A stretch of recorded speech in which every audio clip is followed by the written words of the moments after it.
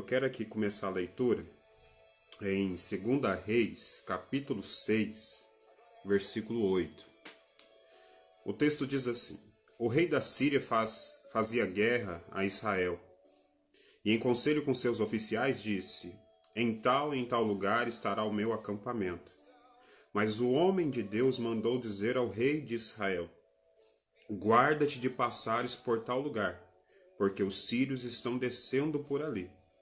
O rei de Israel enviou tropas ao lugar do que o homem de Deus lhe falara e de que tinha avisado, e assim se salvou, não uma nem duas vezes. Então, tendo-se turbado com este incidente o coração do rei da Síria, chamou ele os seus servos e lhes disse: não me fareis saber quem dos nossos é pelo rei de Israel? Respondeu um dos servos: ninguém, ó rei, meu senhor. Mas o profeta Eliseu, que está em Israel, fez saber o rei de Israel as palavras que falas tu na tua câmara de dormir. Disse: ide e vede onde ele está, para que eu mande prendê-lo. E foi-lhe dito: eis que está em Dotã. Então enviou para lá cavalos, carros fortes, tropas, e chegaram de noite e cercaram a cidade. Tendo se levantado muito cedo o moço do homem de Deus e saído, eis que as tropas, cavalos e carros haviam cercado a cidade. Então o seu moço lhe disse: ai, meu senhor, que faremos? Ele respondeu: não temas, porque mais são os que estão conosco do que os que estão com eles. Orou Eliseu e disse: Senhor, peço-te que lhe abra os olhos para que veja. O Senhor abriu os olhos do moço, e ele viu que o monte estava cheio de cavalos e de carros de fogo em redor de Eliseu. E como desceram contra ele, orou Eliseu ao Senhor e disse: fero, peço-te, essa grande gente de cegueira. Feriu-a de cegueira conforme a palavra de Eliseu. Então Eliseu disse-lhes: não é este o caminho, nem esta a cidade.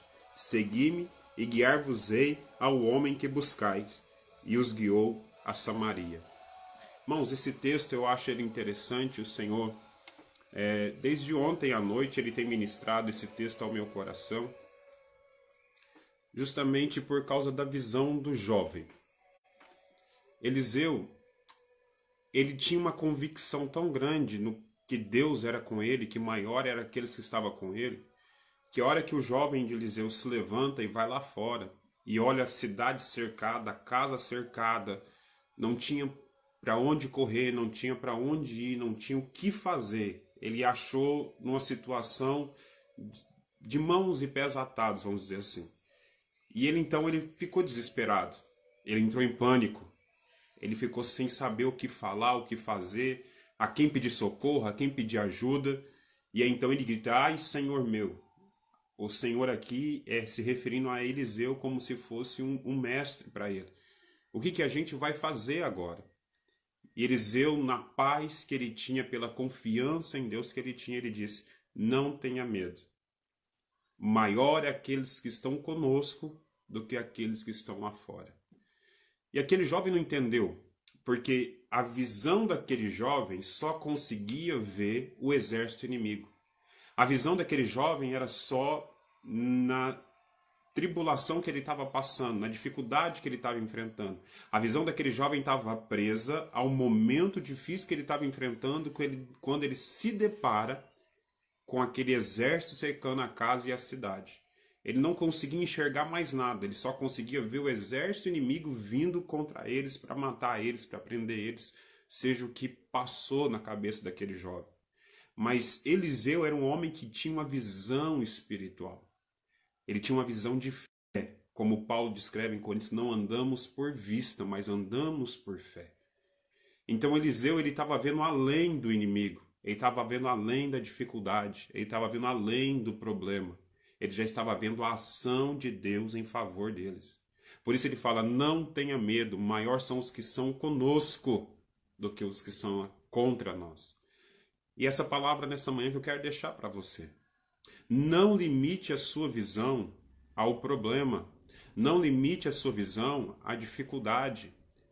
bem especificamente falando, eu sei que está todo mundo cansado de ouvir isso, mas não limite a sua visão ao coronavírus, à Covid-19. Amplie a sua visão para a ação de Deus. Amplie a sua visão para o poder de Deus. Amplie a sua visão para o Todo-Poderoso, para o guarda de Israel, aquele que não dorme, aquele que não cochila, aquele que não descansa, aquele que é fiel em todas as suas promessas. Amplie a sua visão mais, meu querido, minha querida. Eu sei que quando a gente liga a televisão, ou até mesmo grupos de WhatsApp, redes sociais, só se traz notícias ruins sobre essa pandemia que estamos vivendo, mas é hora de você elevar a sua visão a um ponto mais alto.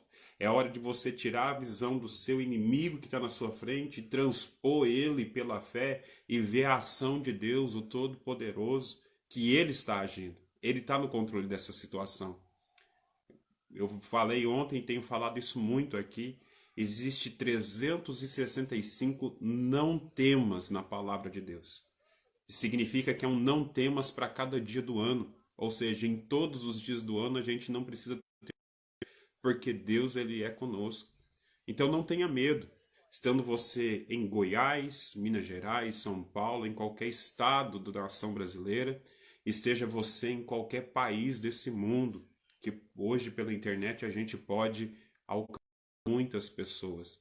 Mas entenda uma coisa, enquanto aquele jovem estava olhando o exército inimigo, ele não conseguiu enxergar o exército de Deus. Enquanto ele estava vendo o problema, ele não conseguiu enxergar aquilo que Deus podia fazer.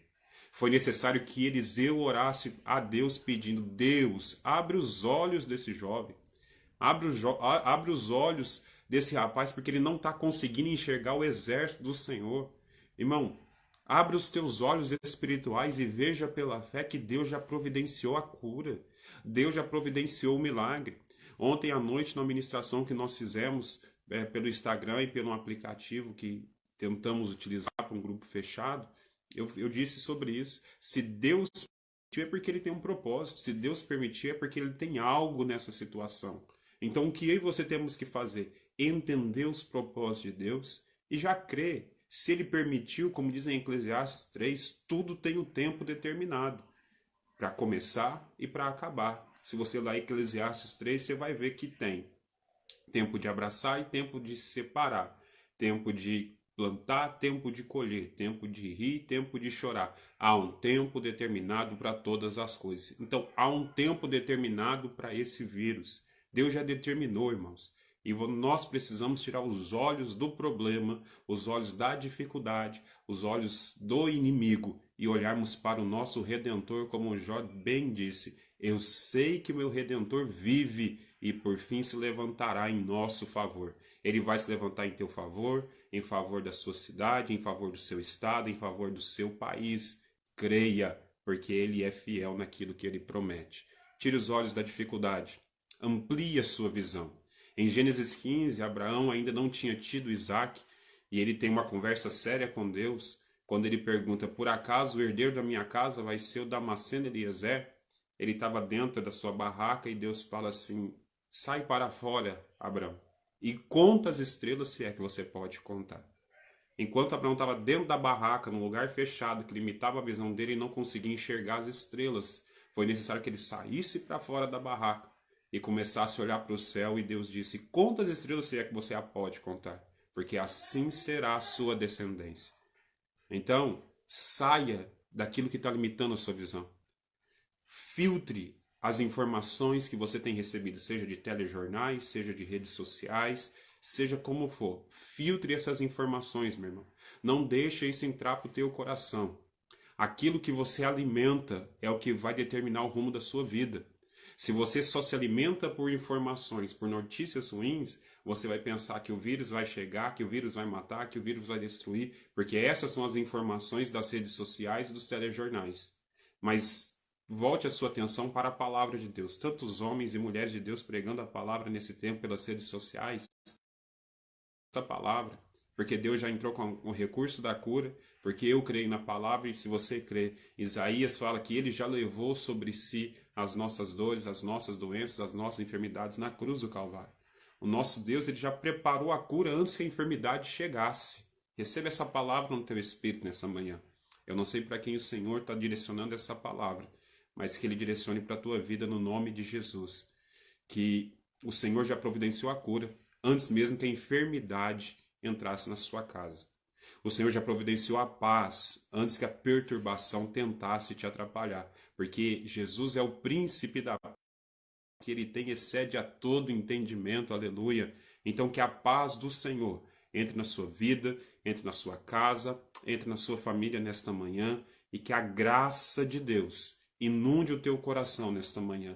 Eu quero orar por você nesta manhã, aonde você estiver.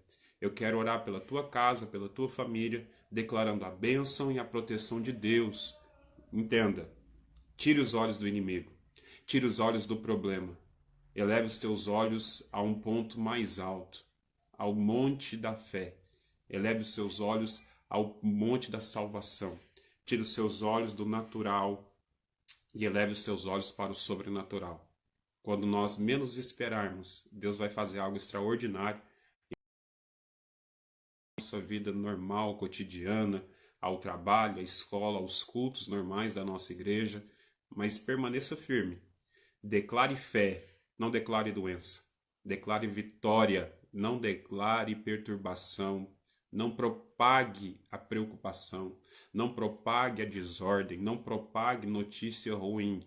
Nós somos embaixadores de Cristo chamados para anunciar boas novas, boas notícias e não más notícias.